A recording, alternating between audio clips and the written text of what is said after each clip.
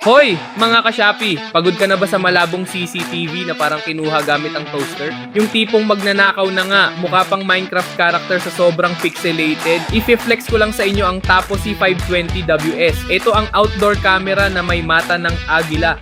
Kitang-kita pati pores ng mga nag-aabang ng parcel mo sa labas. Unboxing na tayo. Sa loob ng box, syempre may unit tayo na mukhang robot na cute. Kasama na ang power adapter, mounting brackets at mga turnilyo. Ibig sabihin, hindi mo na kailangang manghiram ng gamit sa kapitbahay mong hindi naman nagbabalik.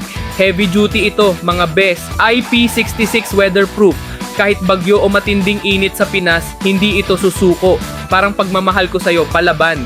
O baka sabihin nyo mahirap i-set up. Naku, mas madali pa to kaysa mag-move on. Step 1, download ang Tapo app sa phone mo. Step 2, sundan lang ang instructions sa screen. Connect sa Wi-Fi. Paalala, hindi supported si Tapo C520WS kay 5G Wi-Fi. Supported lang ito sa 2.4G. Ito ay dahil sa mas malayo ang abot, range. Ang 2.4 GHz ay mas malayo ang nararating kumpara sa 5 GHz. Dahil ang camera ay nasa labas, kailangan nito ng signal na kaya pang umabot sa router na nasa loob ng bahay.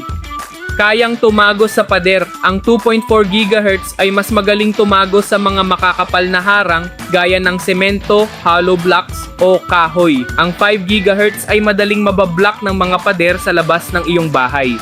Bakit ito ang pambato natin? First, 2K QHD resolution.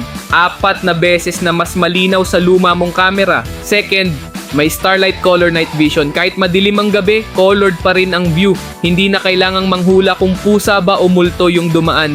And the best part, 360-degree rotation. Umiikot ito ng mas mabilis pa sa ulo ng ex mo nung nakita kang may kasamang iba. Kaya wag nang magpatumpik-tumpik pa. Protektahan ang bahay para kampante ang tulog. I-click na ang yellow basket dyan sa baba at i-check out na ang Tapo C520WS. Bili na bago ka pa maunahan ng iba.